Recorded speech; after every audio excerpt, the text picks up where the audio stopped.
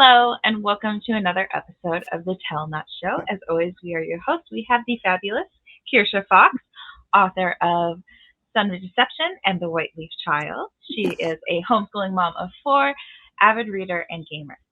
And my co-host is Julie J.K. Allen, author, editor, and author coach. She is a fantasy and horror author who loves to sprinkle magic on everything. Thanks for joining us.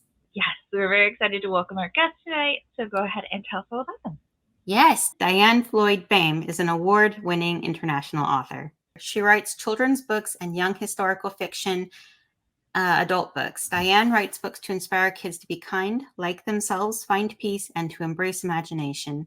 She's a wife, mother, grandmother, and former classroom educator. Throughout her life, Diann continues to be involved in various humanitarian projects. So we're really excited to have her. Yes. Wonderful. All right. Welcome to the show. Thank you. What a beautiful introduction. I appreciate it so much. Of course. Yeah, we're very excited to have you on. So why don't you tell us a little bit about how you got started as a writer and what your journeys look like? I'm sure I'll be happy to. First of all, thank you so much for having me. It's a real honor.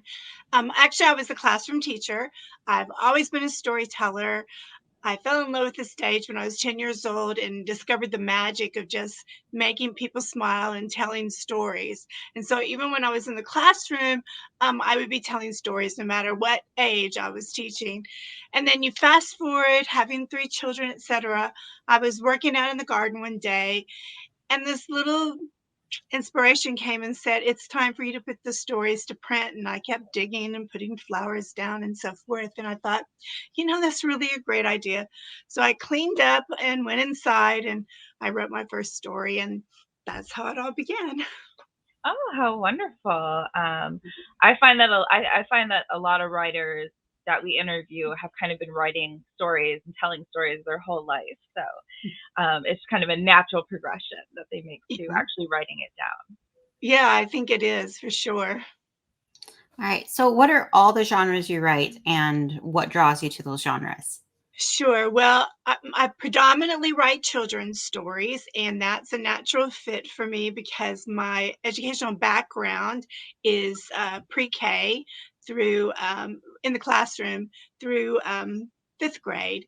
And then when computers were brand new, I was self-taught, and I was one of those weird people that knew how to turn on a computer, and I fell in love with them. And so I was that teacher who started training teachers and ended up training teachers across the world in how to implement technology into the classroom. And so there I was telling stories there too to get people motivated, including teachers. And so anyway, that the motivation is really to inspire young children. It's natural for me. And I went into young adult historical fiction. I lived in the Middle East for 15 years and in the Philippines. And one thing I learned, which is fun, by the way, to live in different countries. You learn so much. But one of the things I found in common when I was in the schools, and whether it was American school, British school, etc., as well as teaching in some of those schools, is that the inspiration. Young children growing up in some other countries, even if they are Americans, love the idea that the government would just pay their way. And I thought, oh my gosh, no, we got to use our imagination. We got to dream about what we can be, and that you can do it. And so I base my young historical fiction off of my grandmother, who was born in 1904, because her journey in life was incredible, a true trailblazer, just like my mama. And I thought if a young woman in 1904 from Oklahoma, the Midwest, could make sure she went to college and achieve her dream, that with everything we have today in this world, we certainly can too. And it's a fun story. Oh, what an amazing legacy that you have.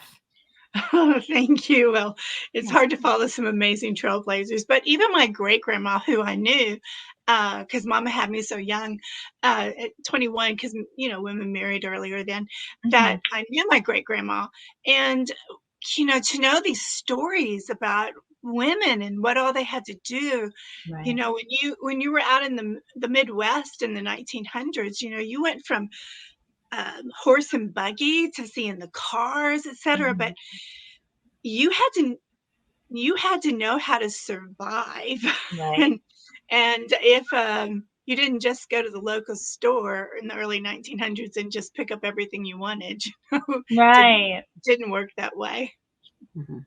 Yeah, no, the age of modernization happened so quickly. It's really fascinating to think of how quick that change would have come about too Mhm. for people like your great grandmother. Thank you so much, and I just know they'd love to read your books and for you to spread some of your magic into their world. Yeah. Yeah, yeah. So tell us a little bit about your writing process. What does it look going from idea to then finished novel? Sure, I'll be happy to. Um, so for me, what happens is I'll get an idea and then I let it percolate.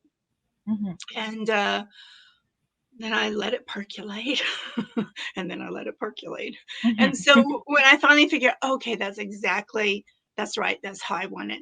And then I come in and I put pen to paper. Actually, it's technology computers now, but Right. originally it was paper. And I don't stop writing. I just write, and I worry about the editing afterwards. And after I get the story written, that's when I sit there and go, okay, now let's clean it up and Mhm. and you know, and move everything around and so forth. And then it goes off to the publisher who has their own editors. And before I know it, it goes to the illustrator. Mhm. And then we birth a baby, a book. Yeah. A little easier than the regular childbirth. Yes. So while while you're going through the percolating process, is there anything that you do? Like, do you outline? Do you just keep thinking about it and ruminating, or? That's an excellent question. Well, with the young adult historical fiction, I definitely outlined it. Yeah. Um, yeah, because there was just so much to study and timeline. But with young Yeah. children's books, for me, um, you know, I might go for a walk, I might do some quilting, anything that just relaxes my brain, but I know it's in there percolating. Mhm. And then when my brain's just really free, the idea surfaces and away I go. Yeah, no, I find that having It's like your ready. hands busy allows your brain to kind of do its thing while Exactly. you're occupied with your hands. Yeah, no, that's Right. really helpful. All right. So for you, what is the most important part of writing? Oh my goodness. I think for me personally, the most important part of writing is making sure I stay with what my message is. And overall, my tagline is to embrace imagination. So Mhm. I want to come up with stories that really take anyone who's reading the stories, because I'm a firm believer that children's books are for adults too, and that it takes them on a journey, and Mhm. that in that particular story, they've used their imagination, they fell in love with the story, and they understand the message. And so that's sort of how I go about things. Hmm. Yeah, it sounds like fantastic storytelling. Do you have any? I know you do this usually with children's books, but do you have any good advice for those who want to have a theme or a message that they're relating in their book, but not being super obvious about it? Like, what's a great way of getting that message in the story without kind of like beating someone over the head with Yeah, exactly. And even with children's books, you don't want to beat them over the head with it. I don't, it? at least my Right. personal belief. But yeah, I mean, let's just take my young adult historical fiction, Ruby Goes to Chicago and Rise, A Girl Struggle for More. I could have easily just gone, okay, this is about a young girl and she has a dream of going to school and la la la la la. And you know, you really should be able to think about going to school yourself, you know. But no, Right. I brought in romance and mystery and Mm. excitement to make the reader want to go on this journey and Right. want to know more. And so, for me, like even when I read books, whether they're mysteries or, I love murder stuff, and that horrible to go from children. How do you solve that, right? I sit there and I go, how did the, including you guys and what y'all write, how on earth do y'all think of these things? I'm just so blown away. And I think that's what all of us authors want, is we want people to go on a journey with us. Mhm. And if we think of it like that, then it's going to be a real soft sell on Right. what's going to happen in Yeah, the text. I like that. I like that we include other stuff so that the message is kind of weaved throughout, right? So we have other things to entice and entertain and to keep the story going. You said it so much better than me. I Oh like that weaving in and out. no, I do think it's funny though, because like you were saying that you love like murder stories and stuff like that. I absolutely love watching horror and true crime and all of that. But I think that like we kind of have to like we have to get the dark stuff out somehow, right? Yeah, And that's and right. so that's like a safer way of getting the dark stuff out. So then you can write the happy, imaginative children's books. I could be Pollyanna. Yes, yes. But there are absolutely those moments where you stare at the Mhm. screen, you're like, maybe I need therapy. Like, where did Right, that come right. Oh my from? gosh. What am I trying to Yes, tell myself? What am I trying to show right. myself here? What am I working through?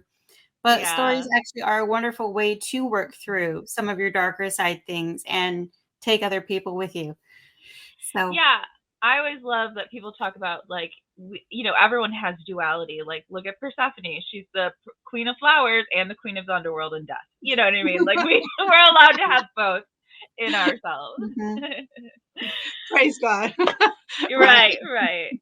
yeah. Thank goodness. So are you more of I know this doesn't really apply for your children's books because it's just about fostering imagination and things like that, but for your young adult and adult fiction that you write, do you think plot or characters is more important? For me, it's all about the plot, and then I come up with the characters. Mhm. Um, so I'm definitely, yeah, the plot. Okay. Okay. All right. What is something that you would warn other authors about? Like, be sure you don't neglect this when you write. Mhm.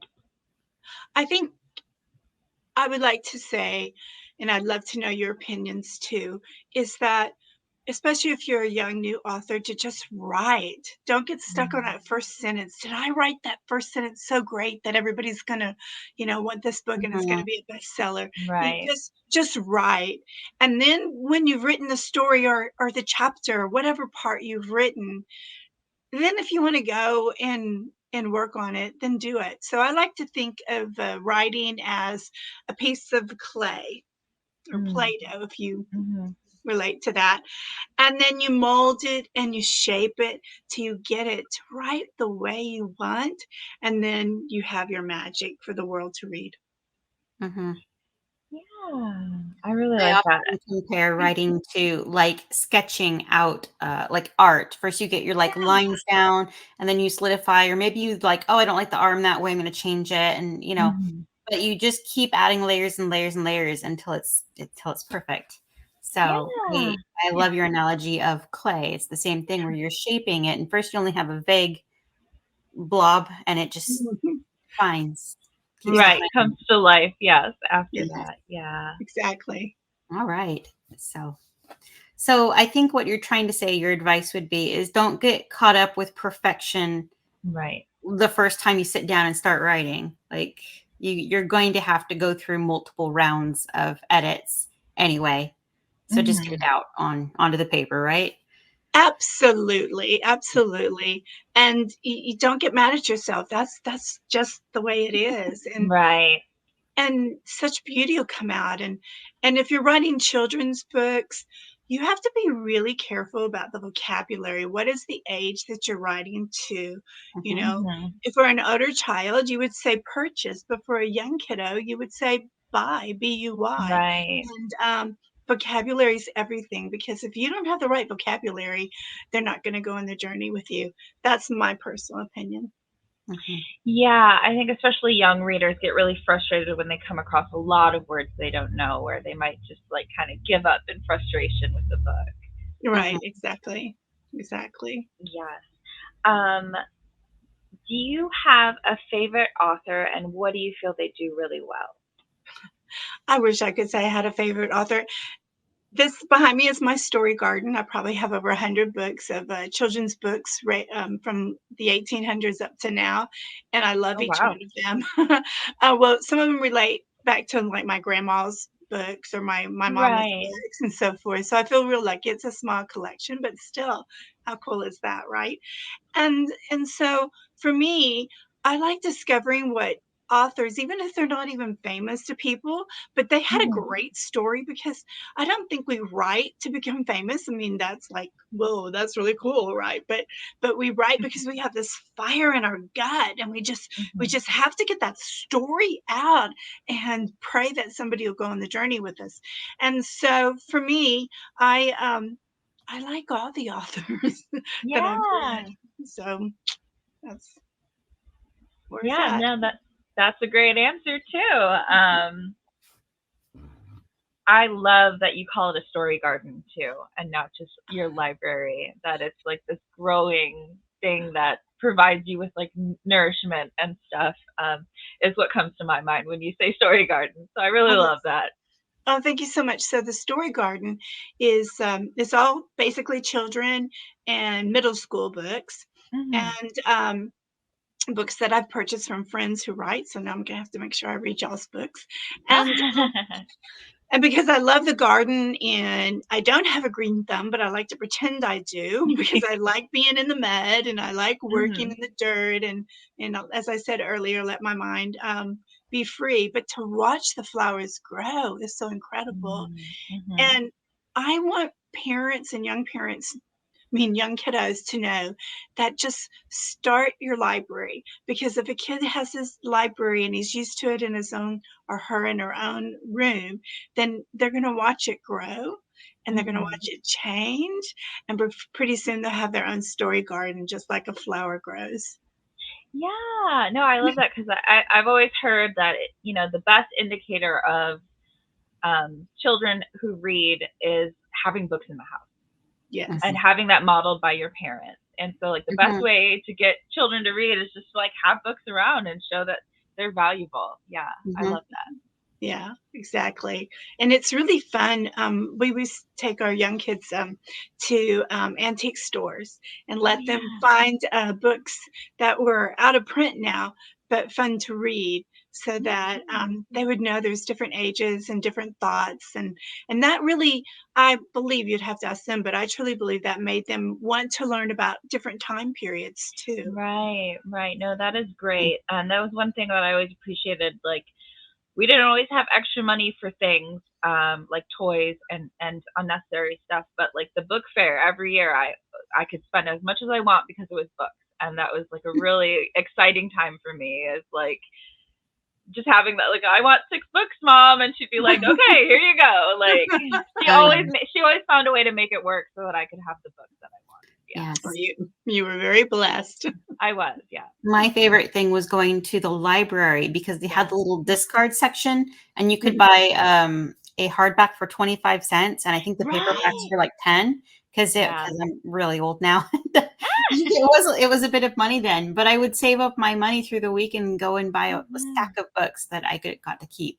So that was always Oh, really the fun. library is such Yeah. a valuable resource too. That's I would just, incredible. yes, I never heard borrow of a somebody's book. library selling the books. What I mean, that's just amazing. You were very, very lucky to be in that environment. I was lucky that the library was within walking distance. So Oh, that's even nicer. Yeah. yeah. What is something that you feel like you've learned from the writing process? Oh my goodness. One of the things, it's not so much from the writing process. Well, I'll back up. There's two things. One, in the writing process, that I that I could do it, Yes. that I put away everything that I learned from my teachers, you don't have your commas in the right place. That's a Oh, long-end story, or run on. When are you going to start right. doing the English right? Which put me off to writing. And once I threw all that away, and said, I can do this. I'm a grown girl now. And Mhm. so that made a huge difference. It's funny how teachers can do that to you, even if it was like 20 years ago. Things pop into your brain, right? And then the other thing I've learned is that I love being with authors. I love Mhm. hearing their stories. I love that all of us authors love to help one another. No one's out there trying to compete against each other. Yeah. And you're just sitting there going, that's a great idea. Don't tell anyone else until you get that written down, You're like, okay, right, Right. I promise I won't steal it, right? No, everyone's there to help each other. And Mhm. and that's exciting to me. I love that. No, I love when creative people, especially, but everyone, when they don't see someone as a competition, because it's not a matter of like you made a sale, therefore you took it away from me. It's no, Right. we all build this community, and as a community, we all thrive together. Mhm. Exactly. Oh Yeah. yeah, a fast reader can read your book in a day. They're gonna need Yes, like so much there's more books plenty than of you can opportunities give. for readers. Yes, Yeah. yes. Exactly. Exactly. No, I really love that. There is definitely something to be said for just like learning that you can do the writing thing, that you can Mhm. come up with a story and bring it to fruition and see it to the end point. Because like I know that that's something that I struggled with when I was like going to school. I was like writing all the time and I would start stuff and I never finished. And so I had to master the art of finishing so that I could write a novel and get it done and get it published because that was something I hadn't done for years. Yeah. Yes. Yeah. I like how you say like the impact of teachers. I think Mhm. when you're young, little, you kind of get used to other people telling you what you are. You're smart, you're good at Right. this, you're very like Yeah. we give these labels to children, usually meaning to be helpful and praising, but they internalize that as Mhm. they are or aren't something else. So I think that when we, as women, we get older, we start to learn that we can do it. We can do whatever we want. Like we Mhm. reinvent ourselves. We are a different creature than we were before. I don't know. That was my experience of Yes. kind of waking up and coming out of the fog and going, wait, no, this is my life, and I'm was meant to be a writer. I love that. Yeah. You're Yeah. absolutely right. I Mm. call It is. that hypnotizing. Sorry to interrupt. I call No, that yeah. teachers. I call it they hypnotized us, because especially Yeah. if we loved that teacher so much and Yeah. they could do no wrong, and then all of a sudden they said something, I'm like, what? What? That's what they think of me? Oh, I got to do something better. Oh Right. yeah, And yeah. then Yeah. they crushed that spirit in you. And Yeah. so Mhm. as a young teacher, I would tell my parents on the first day, I'd say, I work for you, and Mhm. we Mhm. are going to mold the children together. And yes, Johnny might read at fifth grade level and he's only in third grade, and the other one reads in second grade level, but I'm going to bring them together because I'm Mhm. going to help shape them and make them love what they're learning, and then they're going to excel. And I think that's really, really important, because our words Yeah. are can be cruel and we don't even know it. And Mhm. and Mhm. like you said, maybe we didn't mean to do something, and I wasn't a perfect teacher, I'm sure, but still I tried with all my best to make sure Right. that at the end of the day, I'd say, "What was the most wonderful thing that happened to you today? Tell me something that makes you just happy that you wanna go home and sing," and each kid Mhm. knew, they got used to it. I gotta think of something happy, you know? On the playground, Johnny didn't hit me. No, not really. Right. They Right. say really odd things. Yeah, They're yeah, hysterical. yeah. No, my sister got a birthday card that was like funny. It's like the whole line of cards is like funny things from kids, and the card she got said, "It's a good day if you didn't hit or bite somebody." So that is totally a perfect example for kids. Yes. Absolutely. Yeah. No, I love that because yeah, like teachers can either make or break you. I feel like in Yeah, a lot of ways, when you have that great teacher that really inspires you to get through the year and continue on with your education, or you have that one grading teacher that's just like, oh my gosh, why are you even doing this as a job, because you seem to hate it, and all the Right. kids. So teachers are so invaluable in how they influence and shape children, and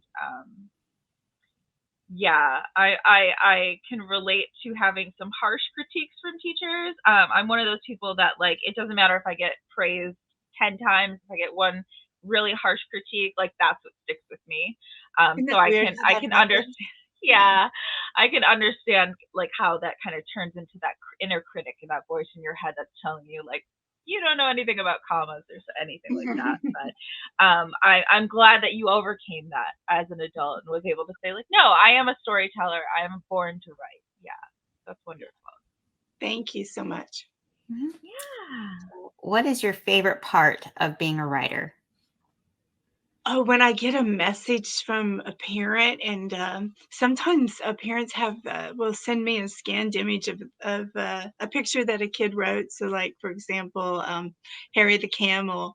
I had a parent who said they have to read it over and over and over for their young child. And here's a picture of their own Harry the Camel. That I just thought that was the cutest thing on earth, right? Oh, that is so So, sweet that you get messages like that. Yeah, I love so that. The sweet. little Yeah. drawing. Right. Now, I got another message saying, well, Charlie, because I have Charlie in the tire swing, and there'll be more adventures. And they're like, okay, well, I have some ideas for Charlie. Right. Charlie's And Adventures. the parent will write something ahead of time. Okay, so I'm going to tell it, I'm writing for my child. And Yes. my child has said, and I just think that's as cute as a button. I love Mhm. getting those. No, It that's inspires me. precious. It's just, I must be doing something right. No, that is so precious. I love that that you get, like, letters like that from the kids with their own ideas of the adventures that they can go on with Charlie. I love that. Yeah. Yes, nothing like just hearing from your readers that they liked Mhm. something or it impacted them some ways. It's the best. It really is. Absolutely. Yeah. Yeah. Do you have a least favorite part of writing or being a writer? Editing. Okay. There was no hesitation there, right? It was just like editing. Yeah. Right. No. Yeah, that's it. Editing. Oh, okay. Yeah, that's a pretty common answer for people. I am an editor. I love editing other people's stories, but I can relate because I don't like editing my own. Because And I good put for that you. pressure on myself. Because I'm like, good writing is rewriting. Like, all the gold happens in the editing process. So I put a lot of pressure on myself. I'm like, no, I have to make it shine, and so I really, like, kind of take the joy out of it for myself. But I really love editing other people's stories. So. Oh, God bless you. That's so wonderful. We have people like you. Right. No, it's so fun, and I love being a part of that journey of, like, because it's every author, every writer has that dream of getting that published book and holding it in their hands, and so being a part of the process of helping someone else get to that phase Mhm. is really rewarding for me. So I just, like, have so much fun doing it. Oh, Yes. that's good. But But I liked editing for what you yourself is said. not fun. Yeah. Yeah, I liked what you said, that good writing is rewriting over and Yeah. over. Uh, Yeah. that's powerful. And I think, again, going back to teachers, if they would say that to kiddos instead of us Mhm. thinking, okay, they sent it back with all these marks, that must be terrible. Right. But if they knew the philosophy was what you just stated, it'd be like, Right. okay, they said it's good ideas, just, go back and clean it up, right? Yes. Make Mhm. Yes. yours feel Yeah. better. Yeah, I feel like a lot of people think writing is something that you do, like, one or two times. Like, there's one or two steps to it. Like, you write it, then you edit it, and then it's perfect. But, like, we wish, right? We all wish. Yeah, we wish. One of my favorite Yes. quotes about, the writing the rough draft, which I'm always like, it's rough for a reason. We call it a rough draft for a reason. But is I think it's Shannon Hale or someone who says that I'm just shoveling sand into a box to build sandcastles later. That's the rough draft. Oh, wow, I And love I that. love that because it's, like, such a poignant way of explaining that, like, yeah, Wow. we're just putting the raw materials in the rough draft, and then we're going to make something great with it later Mhm. as we edit and Sand refine. castles, that's beautiful. Yeah. Yeah. And who said that? Do you I remember? I believe it's Shannon Hale, but Okay. let me see. That's okay. I was just curious. It was just a great way to explain it, kind of like what we were talking about earlier with clay. But, Yeah. I love that. Just love that. Another way of putting it. Mm-hmm. And then you guys throw the magic dust, right? Yeah. Yes. Yes, it was Shannon Hale. My memory served me for Yeah. once. I'm very excited. Yes. Oh, very good. You echoed back. You're like sandcastles, and I'm like, she got an idea, didn't she? Like, Oh probably going to yeah. be a children's book in the future. I didn't, but that's something really to think about. Yeah. Right. That's a great idea. Something with sandcastles. You know, they say Um, you have to write something that you understand. mhm. And so I could never really write about an experience, even if it's a children's book about living up east where it snows all the time. That would be so Right. foreign to me. But going down to the beach and trying to build a sandcastle or Right. search for Yeah. sand dollars, that would be easy breezy. Yes. No. I'm in Michigan, so I can write about snow. Unfortunately, I'd rather not be able to. We're supposed to get a nasty storm this week, so I'm just like, That's oh, what I heard. yeah. Not looking forward to it. I hate driving in the snow. Otherwise it wouldn't be that big of a deal. But like driving in the snow can be such a nightmare No, I would be a bear hibernating for sure. As long as I sometimes. have my Right. chocolate. Yes, Yeah. yes. No, Yeah, I know. I'm always like the holidays are perfectly timed to be in the winter because you eat whatever you want, put on that fat for warmth, that's right. and then worry about it in the spring, right? So yeah. Absolutely. After Absolutely. 5 years of Chicago, yeah, we're living in Florida now. We're Oh, done with you are? snow. Yeah, Okay. you're done with it. Yes. Um, Chicago down to Florida. Good for you. Not directly. We took a really weird route. It's a long ah, story, but yeah. but we did decide after Chicago that we don't really want to live in the snow anymore. Like Yeah. that was Right. fun. Let's not glad we did Yeah. it. Let's not do it anymore. Yeah, Right. exactly. Right. Exactly. And y'all are going to have good weather next week while us in Texas are going to have down to 20. And we're like, wait, it's only January. That's supposed to happen in February. And you're only allowed to Right. have it for 2 days. What's going on with the world? Oh my gosh, that one winter we had like three polar vortexes, and I think it got to like -15 or -20 a couple times. And I was Mhm. just like, you go outside and you're just like, your nose crystallizes and everything just hurts. And you're like, why do I live where Yes. like the air hurts my face? Like, Yes, I remember my eyes, like my eyes were trying to freeze, and I'm just yeah, like, "Why do I right, live here?" right. Oh my gosh, it's a nightmare, but we do it. Yes. So you sound like you travel a lot, you have busy, exciting things going on. So how do you make time for writing? Excellent question. Yeah, I'm not one of these people that says, okay, I'm going to write every single day. It's not like that for me. Maybe when I did more of the historical fiction, it was so much studying that I needed to. But as far as, Right. concentrating mainly on children's books, again, the percolation allows me to have time to do a lot of things. Hmm. I just love life. And so I want to be able to experience as much as I can. So Hmm. I do quilting and I go hiking and I am learning, taking painting classes. And through all that, that is where all the percolation comes. And then all of a sudden, I bury myself and write that story and then concentrate maybe on a whole week on getting it Hmm. shaped. And then I'm ready to go back to discovering more things that I can do. And when I was overseas, so I sing, and I was lucky enough to be on what's equal to like Broadway here. It's called the West End in England, and Yes, yes. they had some of the very first shows ever in Dubai where I lived, and so for like 8 or 9 years, I was on stage with that. At the same time writing, and so when you're around so Wow, many yeah. creative people, you can't help but come up with ideas. So the more people you're around, the more you're going to learn and grow. Is the way I see the world.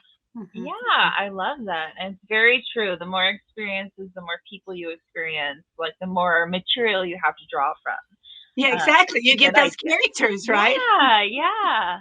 especially for Right. y'all's kind of stories. Right. Yes, the fantasies. I no, congratulations on performing on stage. That's quite an accomplishment. Thank you. Yeah, no, that's amazing. I love that. Like that you talk about. Yeah, the lived experience really fuels your creativity and imagination. Mhm. Yeah. You Yeah. never know where you're going to find your next muse, you know? This Right. is so true, right? So true. Like as you were just saying a minute ago, my brain already started going. And for you guys, if you were on stage, you'd be thinking of, the murder mystery Right. behind stage. Who Right, the cut drama that that rope? happens in the theater behind the show. No, I love that. I also feel like, everyone is really good when we talk about self care. Like, everyone's really good about, like, eating, sleeping, taking a bath, meeting your physical needs, meeting some of your emotional needs. But I feel like we really have to meet our creative needs as well to really recharge from burnout and things like that. We have to, like, fill that creative well to be able to draw from it in the future. So it's so important for creative to be doing Mhm. creative things like art and even if it's not the medium that you work with professionally, like exploring different mediums of art is a great way of just refilling the creativity in you That and Mhm. is so recharging. true. Mm. Yeah. I like how you stress how long it takes you to just think and Yeah. ponder and work through all these ideas in your head first before you ever touch a keyboard. Hmm. I'm a homeschooling mom to four, and people always like, "How do you have time for writing?" And I'm like, "Well, I really don't, but I have to because it's for me." Yes. But I try to explain that all day as I'm going throughout my daily everything that happens, there's a part of my head that is always sort of thinking about this story, Hmm. putting the puzzle pieces together, going, what if, what if, what if, you Hmm. know? And so Hmm. like I'll like take notes on my phone and put it away, and so by the end of the day, when it's time to write, I already have all these things that are ready to come out. So my writing time Right. is actually more efficient than it would be if I made myself sit in the seat for 6 hours a day writing, it's like, Right. um, Your I thoughts are concentrated and focused. By the time you yes, sit down to write, they just pour out. yes. So I think that people who aren't writers think that you just sit down and you write that book and that's, you It. maybe edit it and then you're done. Like, no, you have to spend so much time like letting it stew, Hmm. letting like Right. the thinking part is part of the process. That is Yeah. writing. Absolutely. You know? Absolutely. And my hat's off to you for homeschooling. I have such Yes. respect for homeschoolers, teachers. I wish well, we'll take it off air on all that, but I just think Right. yay for you. But, you know, the great thing about what you said, I love it, puzzle pieces. Hmm. And you're absolutely right. If you get an idea, write it down right then if you can, because Right. it can be a Immediately. fleeting moment and go away. Yes. But when you're working with other people or with your own children, they're going to Hmm. say something and you're going to go, that is exactly the word that I needed. Right. So, for example, in Boomer the Curious Bunny, um, Boomer was going to have this experience. And I was with my grandson, and all of a sudden he goes, "Oh, Grandma, that's so yummy for my tummy." And I was like, "Oh my gosh." I almost said his name. Anyway, oh Yeah. my gosh. So in the book, the different things Boomer has, and you hear yummy for the tummy, and he'll go, I wrote that part. Yeah. Yes. Writing credits. Yes. Love that story. It's true though, like when you're going about life, you have to write down any spark of idea, even if it's just like a word. You always think like, oh, this is such an amazing idea. I'll never forget it. Like you are guaranteed to forget it. Like that's You just how are. Yes. the more brilliant the idea, the more you will forget it. So Right, always write everything down and take notes. right, right. Right. So you brought up your family history and the people around you performing with you. What other or like what influences your writing? Hmm. So that's a really good one for me to think about. It's really the world and the people and what it is I want to get out in the world, and in embracing imagination, loving yourself, being kind, Mhm. helping to think about peace, that's what I want to get out in the world. So when I keep those thoughts in my mind, then different things will happen to me. If I'm at a park and I'm just sitting and observing people, I might find my character right there. It could be a squirrel. In this case, it was Boomer the rabbit. Um, and that happened on a walk, actually, when Boomer came to mind. So I want children to love themselves, and if they can find it in a story.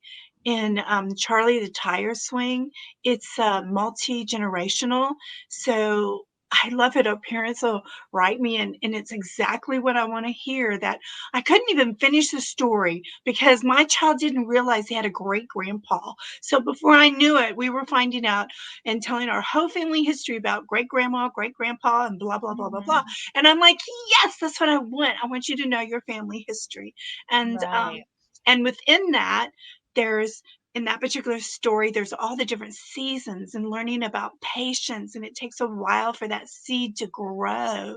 And there's just so much built into that story that when kids finish that book, hopefully they want to read it again, but they're like, okay, I'll every time I water my little seed, I won't go, I'm going to just throw it out. Nothing's happening. They're going to remember Right. clearly. Mm-hmm. Yeah, no, that is a fabulous thing. I really love that you kind of approach storytelling through goals, because that's one thing I do as a writer is when I'm outlining and kind of sitting down to write, I always have a goal for what I'm going to do when I sit down to write, and that kind of keeps me from getting writer's block or just staring at the screen going like, what is happening? Right. But those goals really, really helped me a lot. So it could be like foreshadowing, or it could be like developing a relationship between characters. But I think that that's something that not a lot of writers necessarily like are aware of thinking about. Like thinking about goals and sitting down, like I want this message to come across, can help you with writing your story. Absolutely. Absolutely. Yeah, Yeah. I love that. Um, Speaking of writer's block, do you ever struggle with it, and what do you do to kind of combat writer's block?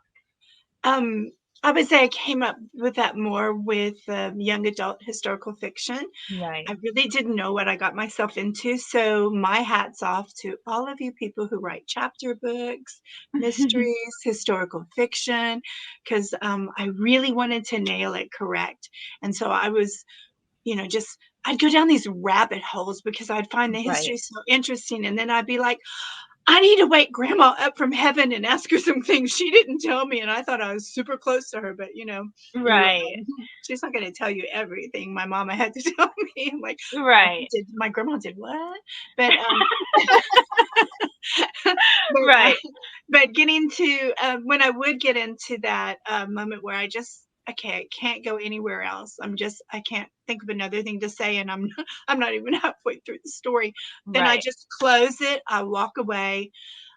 I might be away from it for a whole week because my brain just needs to relax. It's on overload from learning Mm-hmm. so much history. And then for some reason the percolation is going on in my brain and then it hits Right. me where I'm going to go. And it's maybe because I gave myself permission to walk away from it that I could come back to it. Does that make sense? Yes. It Oh, does. absolutely. I think that we need to be as intentional with rest as we are with work and productivity, right? We have to, Mhm. but it's something that we do. We need to give ourselves permission to like say, I'm going to take a break. I'm not going to worry about this for the week. Like that is Mhm. so freeing, but that's Mhm. kind of what we need to take the pressure off to get the ideas going again sometimes. Yes. Yeah. It takes the anxiety off, when you Yeah. stop thinking about the deadlines and you stop thinking about the people waiting for you to finish this book. And, like when you give yourself permission to rest, like Right. that's when the characters start talking to you again. Right. I love that. They need to take a breath and, reassess. And yeah, like you said, just give your mind a chance to decompress a little bit. Yeah, Yeah. yeah. No, Yeah. I think that a lot of people try to like shame or pressure themselves into getting things done, but that doesn't always work well for people. A Not lot of for people creatives. not, yeah, does not work well. Sometimes pressure can help with having a deadline, but sometimes you just get that overwhelming feeling and then you can't do anything, you feel paralyzed. So Yeah. I think knowing what works for you is really helpful too, because I always like grew up, obviously in school, there's always consequences. It's more negative reinforcement of, if you don't do this, you'll fail. If you don't do this, you'll get a bad grade. As an adult, figuring out that like I work really well with positive reinforcement instead was like mind, like life altering, that I was just like, Yes. if I reward myself for doing what I want to do, I'll do so much more. And so like really figuring that out about yourself can be helpful too. Yes. Absolutely. It's like, Yeah. I lost 5 pounds, so I'm going to eat a piece of chocolate now. Yay. Yeah. But Yeah. like those little reward, like I celebrate every little victory. Like finish a rough Yeah. draft, celebrate it. Like I'll go out to eat with my friends and family. Like editing, first round's done, I celebrate. Like I celebrate every little victory because it like gives That's me good. that, push forward and that momentum to keep going. Absolutely. And I did that as a mom as well. Oh, And good. Yeah. so, Yeah. No, I think that, yeah, we do what we know, right? So I always was trying to do the negative reinforcement and consequences, and I was just like, this just isn't working for me. So, right. No. For me, I got to put down the shame stick. Like Yes. the shame Yes. stick, I can't beat myself with it. It only makes it worse. Put it down. Yes. Take a Yeah. deep breath. Like you're going to be okay. Yeah. And come from a place of love. Come from a place of growth. Don't do it Yes. Yes.